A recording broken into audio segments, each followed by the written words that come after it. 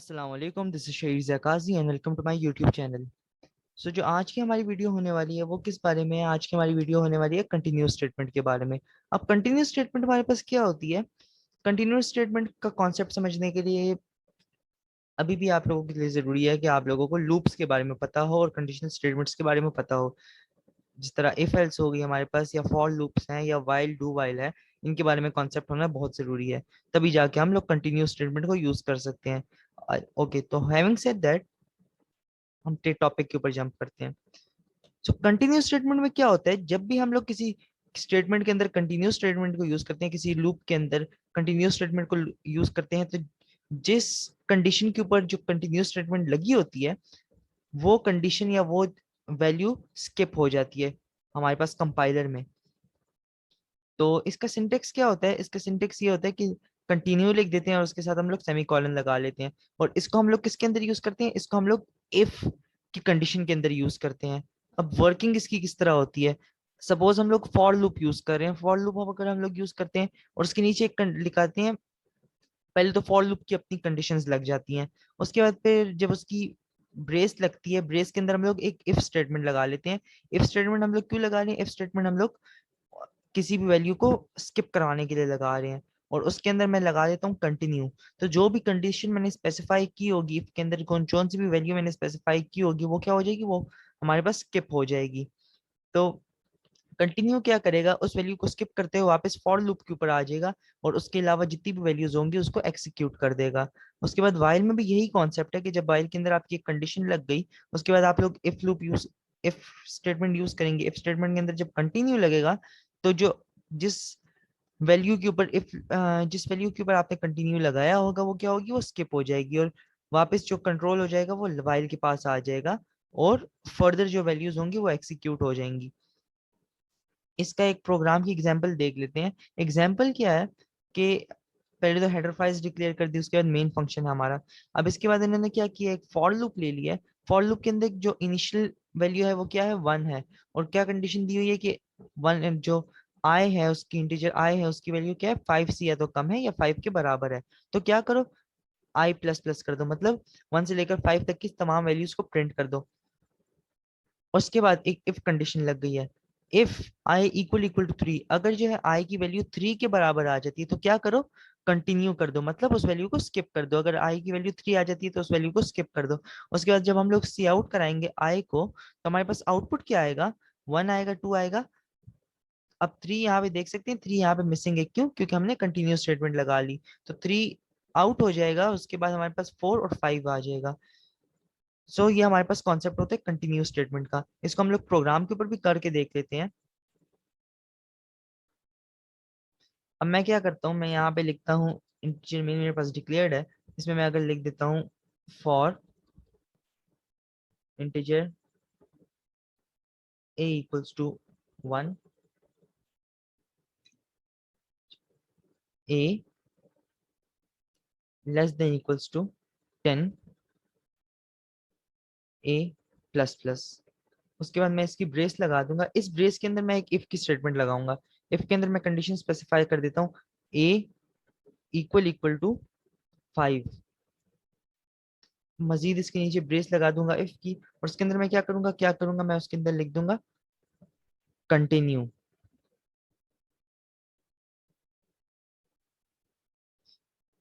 उसके बाद मेरे पास स्क्रीन के ऊपर क्या आ गया? 1 से लेकर 10 तक तमाम वैल्यूज एक्सिक्यूट हो गई, लेकिन 4 के बाद क्या है?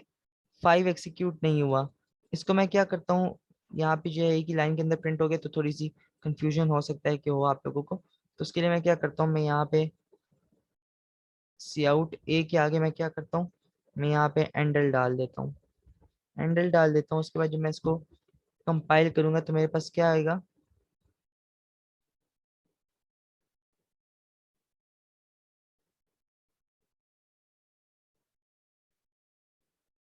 मेरे पास जो आ गया, आपके पास 1 से लेकर 10 तक तमाम वैल्यूज आ गई और 5 स्किप हो गया।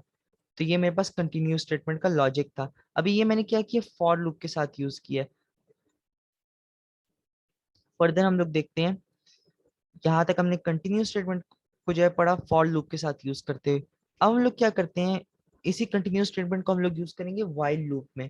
वाइल लूप पे हम लोग किस तरह यूज करते हैं, यहाँ पे इन्होंने एक प्रोग्राम दिया हुआ है। प्रोग्राम क्या है कि अगर जे की वैल्यू जो है वो 6 के बराबर है और कंडीशन क्या है कि जे की वैल्यू 0 से बड़ी है, तो क्या करो, इफ क्या है जे की वैल्यू 4 के बराबर है, जो स्किप करने वाली है, जो हमने 4 को स्किप करना है, उसके बाद क्या करो, सी आउट कर दो जे को सी आउट कर दो, ये रिवर्स ऑर्डर में प्रिंट करेगा वैल्यूज को। तो देख सकते हैं 0 1 2 3 और 4 स्किप हो गया और 5 6 आ गए मेरे पास।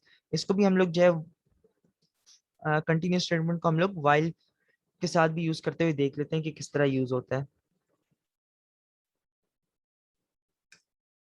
अब यहाँ पे मैं एक इंटीजर डिक्लेयर कर देता हूँ, integer a.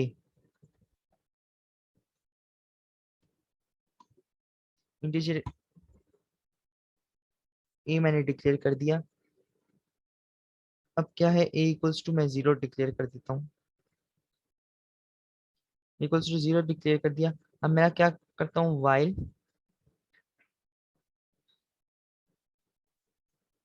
A is greater than, is sorry less than, equals to 5,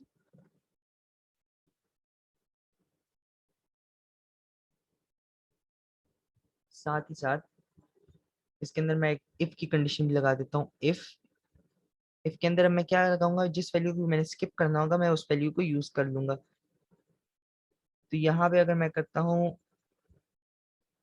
मैं अगर चाहता हूँ कि मैं 3 को स्किप करा दूँ, तो मैं क्या करूंगा, if a equal equal to 3, उसके बाद मैं इफ की एक स्टेटमेंट प्रिंट करा देता, इफ के जो है मैं ब्रेस लगा देता हूँ, ब्रेस के अंदर मैं क्या करता हूँ, ए को मैं प्लस प्लस करवा देता हूँ और यहाँ पे कंटिन्यू कर दूंगा। अब यहाँ पे प्लस प्लस यूज करने का क्या क्या मकसद है, यहाँ पे प्लस प्लस करने का मकसद ये है कि ए की वैल्यू जो है उसको प्लस प्लस करते जाओ और जैसे ही ए इक्वल्स टू 3 आ जाए तो उसको कंटिन्यू कर दो। उसके बाद मैं क्या करूंगा, उसके बाद मैं सी आउट कराऊंगा, किसको सी आउट में कराऊंगा, ए को। ए को जब मैं सी आउट करा दूंगा और यहाँ पे एंडल लगा देता हूँ, उसके बाद क्या करूंगा, मैं दोबारा से नीचे क्या करूंगा, नीचे मैं दोबारा से इंक्रीमेंट लगा दूंगा, मतलब ए प्लस प्लस कर दूंगा। उसके बाद मैं यहाँ पे ब्रेस बंद कर देता हूँ इसकी वाइल की, जिसको रन करके देख लेते हैं। तो यहाँ पे क्या हुआ, 0 1 2 4 5 प्रिंट हुआ और 3 मेरे पास प्रिंट नहीं हुआ। 3 क्यों नहीं प्रिंट हुआ, क्योंकि 3 को मैं स्किप करवा चुका हूँ। तो ये मैंने यूज कर लिया इसको वाइल के साथ, वाइल के साथ यूज कर लिया। अब इसको मैं यूज करता हूँ डू वाइल के साथ। अगर मैं इसको मैं डू वाइल के साथ यूज करना चाहता हूँ तो यहाँ पे एक प्रोग्राम दिया हुआ है एग्जाम्पल में, वो क्या है कि डू डू क्या, अगर जो इंटीजर जे है उसकी वैल्यू अगर 7 के बराबर है तो जे को प्लस प्लस कर दो और कंटिन्यू कर दो, मतलब जो जे की वैल्यू जैसे ही 7 आ जाए तो उसको कंटिन्यू कर दो, उसको स्किप कर दो। उसके बाद जे को इन्होंने क्या किया, यहाँ पे प्रिंट करवा दिया और वाइल की कंडीशन किधर लगी है, वाइल की कंडीशन नीचे लगी है। जिस तरह मैंने पहले बताया था कि डू वाइल में क्या होता है, डू वाइल में पहले जो है आपका प्रोग्राम चेक करते हैं कि उसने किस चीज को रिपीट करना है, उसके बाद कंडीशन चेक की जाती है। तो कंडीशन सबसे एंड में लगाई जाती है इसमें, डू वाइल के केस में। सो इसको भी हम लोग प्रोग्राम में कर लेते हैं। मैंने ए की वैल्यू क्या दी हुई है, मैंने ए की वैल्यू इसी प्रोग्राम में मैं चेंजेस कर लेता हूँ। ए की वैल्यू मैंने अगर 0 दी हुई है तो क्या करो, डू करो, अगर if a is equals to 3 और उसके बाद इफ की अपनी ब्रेस लग जाएगी। उस इफ की ब्रेस के अंदर मैं क्या करता हूँ, मैं करता हूँ एक इंक्रीमेंट कर देता हूँ, इंक्रीमेंट कर देता हूँ और उसके बाद मैं क्या करता हूँ, कंटिन्यू करा देता हूँ उसको, कंटिन्यू करा देता हूँ और यहाँ पे मेरी इफ की ब्रेस बंद हो जाएगी। इफ की ब्रेस बंद करने के बाद मैं यहाँ पे सी आउट करवाऊंगा, किसको, सी आउट में कराऊंगा ए को और उसके बाद एंडल लगा दूंगा ताकि अलग अलग लाइन पे वैल्यूज प्रिंट हो। और उसके बाद मैं दोबारा इंक्रीमेंट करूंगा ए को, ए को इंक्रीमेंट करने के बाद अब मेरी जो है यहाँ पे डू का जो काम है वो खत्म हो चुका है। अब मैं यहाँ पे वाइल लगाऊंगा। वाइल क्या लगाऊंगा? मैं वाइल इसलिए लगाऊंगा ताकि मैं कंडीशन स्पेसिफाई कर सकूं कि ए की वैल्यू क्या, किससे ज्यादा है या किससे कम है। तो ए की वैल्यू आपकी है 10 से कम। उसके बाद मैं इसको क्या करता हूँ, इसको मैं रन कर देता हूँ, देखते हैं क्या रिजल्ट आता है। यहाँ पे हमारे से सेमी कॉलन लग के, तो यहाँ पे भी यही हुआ है कि पहले 0 से लेकर 9 तक वैल्यूज प्रिंट हुई है। 10 इसलिए प्रिंट नहीं हुआ क्योंकि मैंने यहाँ पे लेस देन यूज किया था। तो यहाँ पे 0 से लेकर 9 तक क्या हुआ है, जो 3 वैल्यू थी वो 3 वैल्यू स्किप हो चुकी है। क्यों? क्योंकि मैंने यहाँ पे इफ के साथ कंडीशन लगाई थी कि ए अगर इक्वल इक्वल टू 3 है तो कंटिन्यू कर दो स्टेटमेंट को। तो यहाँ पे अगर मैं लेस देन इक्वल टू कर दूंगा तो ये मेरा 1 से लेकर 10 तक वैल्यू, 0 से लेकर 10 तक वैल्यूज प्रिंट हो जाएंगी और 3 बीच में से स्किप हो जाएगा। तो यहाँ तक मैंने डू वाइल को भी डिस्कस कर लिया इस प्रोग्राम में। उसके बाद मेरे पास एक प्रोग्राम है, ये लास्ट प्रोग्राम होगा इस आज की वीडियो का। इस प्रोग्राम में क्या है, इस प्रोग्राम में जो कंपाइलर है वो सम कैलकुलेट करता है, सम कैलकुलेट करता है। और जब जैसे ही आप वैल्यू जो है 50 से अबव एंटर करते हो तो वैल्यू वापस 0 हो जाती है और वहां से दोबारा से वैल्यूज लेना शुरू कर देता है कंपाइलर। उसके बाद जैसे ही आप कोई नेगेटिव नेगेटिव नंबर एंटर करोगे तो नेगेटिव नंबर एंटर करने से क्या होगा कि आपके पास प्रोग्राम एंड हो जाएगा और जितनी भी आपने अभी तक की वैल्यूज एंटर की होंगी उसका सम कैलकुलेट हो जाएगा। यहाँ पे लॉजिक क्या है, सम इक्वल्स टू 0 कर दिया है जो हमारा स्टार्टिंग पॉइंट होने वाला है, और नंबर इक्वल टू 0 कर दिया है क्योंकि वो भी हमारा स्टार्टिंग पॉइंट होने वाला है। उसके बाद क्या किया, while number greater than equal to 0, उसके बाद sum plus equals to 0 number. तो जो वैल्यूज होंगी वो एड अप होती जाएंगी। यहाँ पे क्या मतलब है इसका, sum plus equals to number का मतलब है कि sum equals to sum plus number. उसके बाद क्या होगा, उसके बाद जो है आपसे कंपाइलर नंबर मांगेगा, नंबर एंटर करने को मांगेगा। उसके बाद एक कंडीशन स्पेसिफाई हो जाएगी। कंडीशन क्या, कंडीशन यहाँ पे दी हुई है, कंडीशन ये दी हुई है कि अगर नंबर 50 से अबव है तो क्या करो, सी आउट करो पहले तो कि number is greater then 50 and won't be calculated, और उसके बाद नंबर इक्वल्स टू 0। जैसे ही 50 आएगा आपके पास तो नंबर ऑटोमेटिकली जो है 0 बन जाएगा और उसके बाद कंटिन्यू हो जाएगी स्टेटमेंट और मजीद वैल्यूज आपका कंपाइलर लेना शुरू कर देगा। और उसके बाद क्या होगा, उसके बाद जैसे ही आप कोई नेगेटिव नंबर एंटर करोगे तो सम आपके, जो आपके पास सम अभी तक का होगा वो कैलकुलेट हो जाएगा और नेगेटिव वैल्यू कैलकुलेट नहीं होगी। इसको भी हम लोग कंपाइलर के ऊपर करके देख लेते हैं कि कंपाइलर के ऊपर किस तरह होगा ये programme.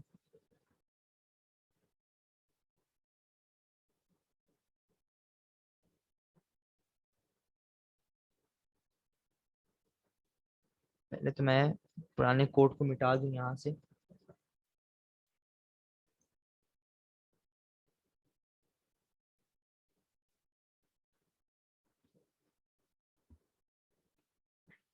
Integer a equals to 0 और इंटीजर सम इक्वल्स टू, मैं लिख देता हूँ 0। उसके बाद मेरी वाइल की कंडीशन एग्जीक्यूट होगी। वाइल, वाइल के साथ क्या है, वाइल में एक कंडीशन स्पेसिफाई कर रहा हूँ। वाइल की कंडीशन क्या होगी, अगर ए की वैल्यू जो है ग्रेटर देन क्या है, 0 है, ग्रेटर देन इक्वल टू 0 है, तो क्या करो, तो उसके बाद आप जो है उसी के अंदर वाइल की कंडीशन के अंदर आप ले लो सम को। और सम को कैलकुलेट करना है किस तरह, sum plus equals to number.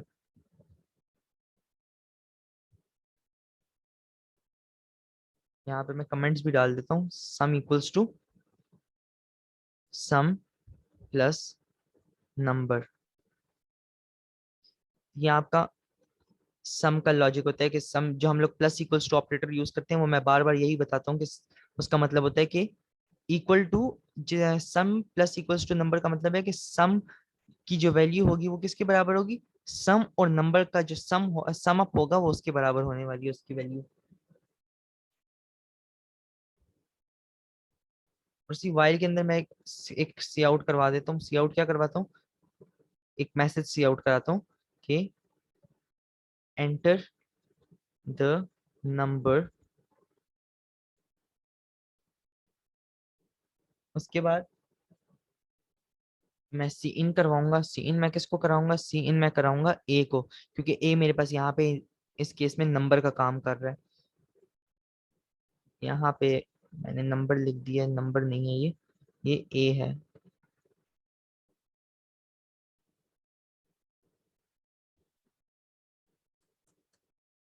उसके बाद जब मैंने इस एंटर करा दिया वैल्यू ए की, उसके बाद मैं जो जिस नंबर को कंटिन्यू करवाना चाहता हूँ, जिस नंबर को मैं स्किप करवाना चाहता हूँ, तो उसके लिए मैं एक कंडीशन लगा दूंगा। उसके लिए मैं क्या कंडीशन लगाता हूँ, अगर आपकी जो ए की वैल्यू है वो क्या है, ए की वैल्यू अगर ग्रेटर देन, मैं यहाँ पे ज्यादा बड़ी वैल्यू नहीं लेता, मैं 20 ले लेता हूँ। अगर ए की वैल्यू 20 से बड़ी है तो क्या करो, तो पहले तो सी आउट कराओ, क्या सी आउट कराओ ए, लेकिन number is greater than 20 and sum won't be calculated।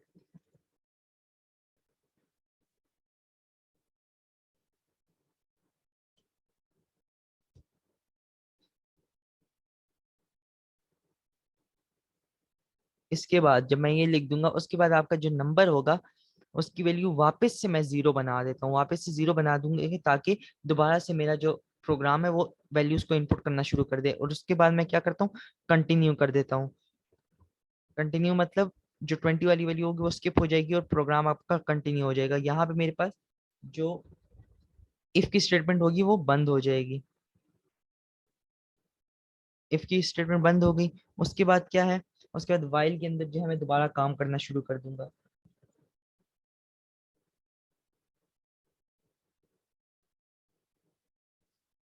अब मैं क्या करूंगा, अब मैं करूंगा सी आउट सम इक्वल्स टू, यहाँ पे मेरे पास क्या आ जाएगा, सम आ जाएगा। इसको मैं कर देता हूँ,